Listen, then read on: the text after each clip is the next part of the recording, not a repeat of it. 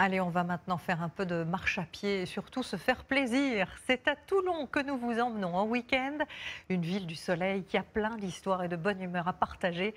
Pauline Lefrançois et Philippe Fontalba.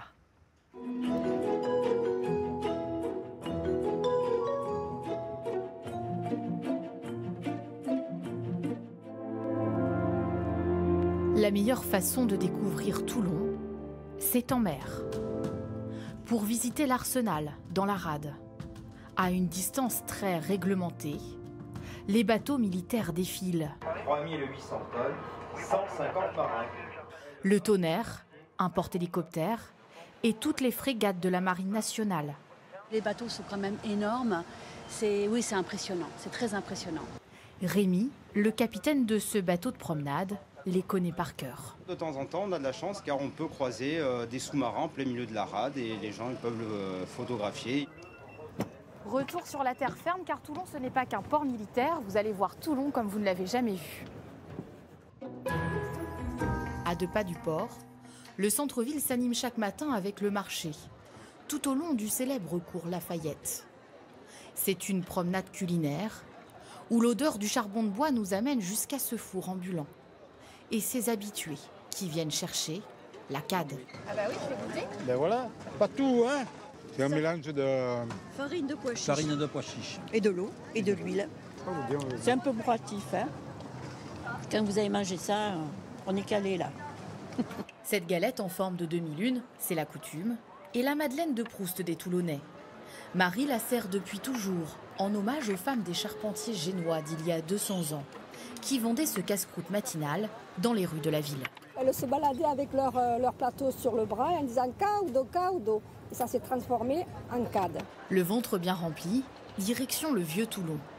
Sur le chemin, il faut prendre le temps de flâner dans les ruelles. Et regarder ce bâtiment. Voici ce qui a inspiré l'Opéra Garnier à Paris. L'Opéra de Toulon, construit en 1860, bien avant celui de la capitale. À 2 pas, un autre pan de l'histoire toulonnaise nous attend, avec Didier. Vous connaissez depuis plus de 40 ans ce quartier mythique où on est là. Oui. Et oui, nous sommes dans une des artères du petit Chicago. C'est les marines américaines, c'est des Américains qui vivaient à Chicago dans les années 30. Et voilà, ils ont préféré donner ce nom à ce quartier qui a été très animé. Il y avait beaucoup de bars. Aujourd'hui, les traces de cette époque sulfureuse s'effacent au fur et à mesure. Mais Didier a plein de souvenirs à raconter. Dans les années 50, ces militaires en permission venaient profiter de la vie nocturne, dans ces rues bordées de bars, de chauffeuses de salle. À bâbord toute, ça voulait dire qu'on commençait à bâbord la tournée avec les marins. Alors chacun prenait un bar, allez, un par un. Une fois qu'il avait fait tous les bars, il tournait et il se retrouvait de nouveau encore à bâbord et il faisait la descente de tous les bars aussi, les uns après les autres. Et arrivé en bas, il fallait que le marin en question, il tienne le droit. Et maintenant, nous allons rendre à Toulon ce qui lui appartient, son savon. La boutique d'Eliane est une page de l'histoire toulonnaise méconnue. Les Marseillais vont être déçus, car le savon est en réalité né à Toulon en 1430. C'est un monsieur Palmyre, un dénommé Palmyre, qui est arrivé de Grasse, un industriel, et qui a décidé de faire du savon en Provence et qui a décidé de le faire à Toulon. Ce savon, vendu 5 € les 300 grammes, pourrait faire partie de cette maison du futur. Durant plusieurs mois de l'année, Toulon devient la capitale du design, comme ici dans cet ancien évêché où on peut découvrir gratuitement le travail des meilleurs architectes d'intérieur du monde entier. Chaque pièce est décorée par un artiste différent.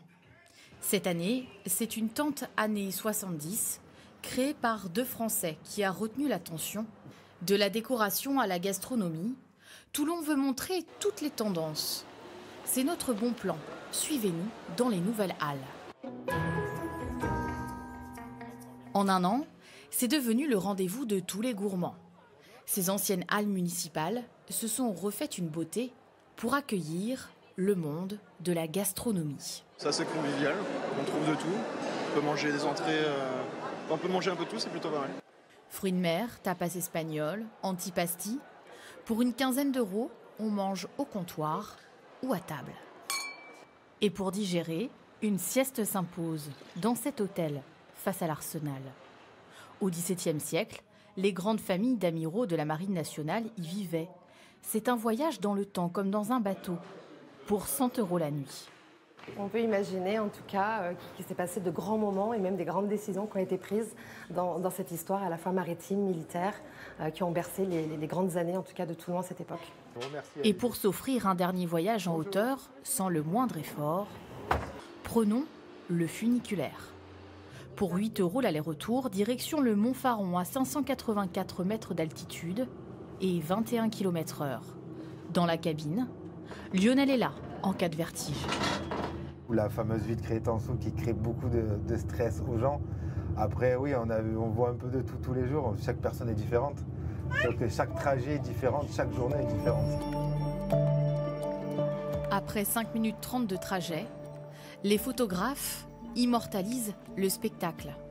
Vu d'en haut, Toulon et sa rade ont un autre visage.